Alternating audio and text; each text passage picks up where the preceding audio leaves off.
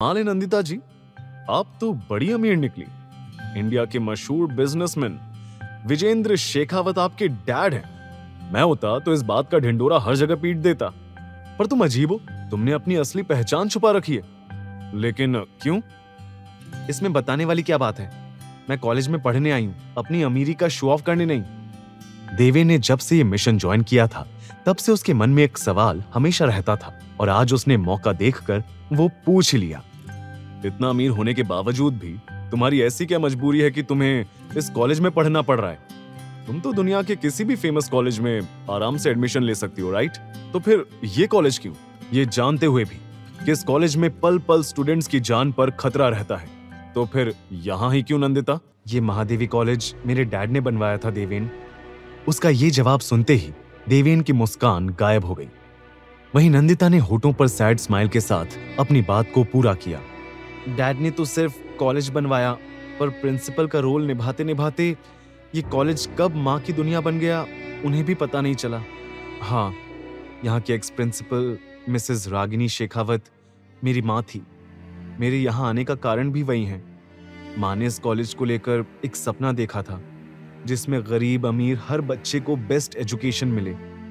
माँ तो अब मेरे साथ नहीं है, तो सोचा उनके कॉलेज में आकर ही उनको खुद के करीब महसूस कर लूं। जानती हूं ये कॉलेज सेफ नहीं है, पर ये हमेशा से ऐसा नहीं था देवेन। नंदिता की आवाज भारी हो गई थी। उसने रुककर फिर कहा, माँ के जाने के बाद इस कॉलेज की हालत दिन पर दिन बिगड़ती चली गई।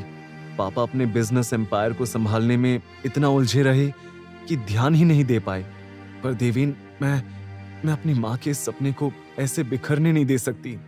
इसलिए देवेन ने उसकी बात को पूरा किया। इसलिए तुम यहां आ गई इस कॉलेज को सुधारने। इसलिए तुम यहां हो रहे हर गलत के खिलाफ आवाज उठाने की कोशिश करती हो। नंदिता ने नाम आंखों के साथ धीरे से हाँ में सर हिला दिया। उसके आंसू देख ना जाने क्यों देवेन के सीने में चुभन सी उठी, पर इस फीलिंग को इग्नोर करते हुए उसने गहरी सांस भरकर फिर पूछा, तुम्हारी माँ रागिनी जी, वो कब, उनकी डेथ कैसे हुई? ये सवाल सुनते ही नंदिता का चेहरा एकदम सफेद पड़ गया था। वो नजरें चुराने लगी। उसने झट से अपने बहते आंसू पोंछे और बोली, अभी ये सब बातें करने का टाइम नहीं है देवेन। तुम्हें वो प्रिया की प्रॉब्लम सॉल्व करनी है ना? वो जो तुम लोकेशन की बात कर रहे थे, वो कहाँ की है? देवेन समझ रहा था कि नंदिता टॉपिक चेंज कर रही थी, पर उसके दिमाग में सवाल अटक चुका था। ऐसा क्या हुआ था रागिनी जी के साथ जो नंदिता उनके बारे में बात करने से कतरा रही थी? पर फिलहाल इस बात को दबाते हुए उसने कहा, लोकेशन सुल्तानपुर की आ रही है। करंटली वहां से एक लैपटॉप का आईपी एड्रेस ट्रैक हो रहा है जिस पर कैमरे का शूट हुआ सारा डेटा स्टोर हो रहा था। एक मिनट, सुल्तानपुर? इस जगह पर दिल्ली के ज्यादातर फार्म हाउसेज हैं, और जितना मैंने सुना है वहां इन शाह ब्रदर्स का भी एक फार्म हाउस है। कहीं ये वही तो? देवेन ने सीरियस टोन में जवाब दिया, अब तो ये वहां जाकर ही पता चलेगा। मुझे आज रात को ही उस लैपटॉप को हासिल करके सारे वीडियोस डिलीट करने होंगे। कल तक तो शरद को कैमरा डिसेबल होने का पता चल जाएगा और तब तक बहुत देर हो जाएगी। तो हमें अभी जाना होगा। नंदिता के कहते ही देवेन तुरंत बोला, हाँ अभी जा। एक मिनट, हम? हाँ?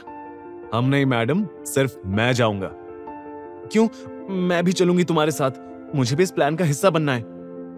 देवेन ने तुरंत मना कर दिया, पर मुझे नहीं बनाना है, क्योंकि तुम जहां भी जाती हो मेरे लिए मुसीबत खड़ी करती हो, इसलिए तुम यहीं रहोगी, समझी? देवेन, मैं तुम्हारे साथ चल रही हूं, एंड दैट्स फाइनल। नंदिता जिद पर अड़ी रही, पर देवेन भी कम नहीं था। उसने एरोगेंट स्माइल पास करते हुए कहा, और जैसे तुम्हारे कहने से मैं मान जाऊंगा, नो चांस। नंदिता ने उसे घूर कर देखा, पर फिर अचानक से उसके होंठों पर टेढ़ी मुस्कान दिखाई दी। वो धीरे धीरे उसके करीब आई और कॉन्फिडेंट टोन में बोली, शायद आप भूल रहे हैं देवेन जी, आप देर रात गर्ल्स हॉस्टल में बिना परमिशन के घुसे हैं। और इतना ही नहीं, आप एक लड़की के कमरे में हैं। अगर मैंने अभी चिल्लाकर सबको बुला लिया और आप पर जबरदस्ती कमरे में आने का, स्टॉकिंग का इल्जाम लगा दिया तो जानते हैं ना क्या होगा? देवेन उसकी बातों से डरा या घबराया नहीं था, पर नंदिता का ये रूप देखकर वो सरप्राइज दिख रहा था।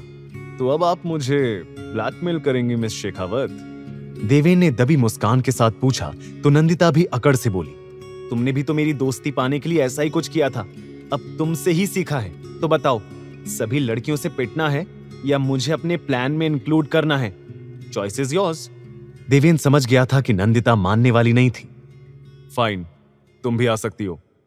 यह कहते हुए वो कमरे की बालकनी की तरफ चला गया। नंदिता काफी खुश दिखी, पर उसकी यह खुशी ज्यादा देर नहीं टिकी। चलो, ये तो अच्छा है नंदिता कि तुम्हारा कमरा फर्स्ट फ्लोर पर है, यहां से जाना इजी रहेगा। नंदिता शॉक्ड एक्सप्रेशन के साथ बालकनी में आकर बोली, व्हाट? हम बालकनी से जाने वाले हैं? यहां से नीचे कूदना पड़ेगा? आगे की कहानी जानने के लिए देखिए अगला एपिसोड सिर्फ पॉकेट एफएम के यूट्यूब चैनल पर, और हीरोगिरी के सारे एपिसोड्स को सुनने के लिए डिस्क्रिप्शन में दी लिंक से डाउनलोड करें पॉकेट एफएम ऐप।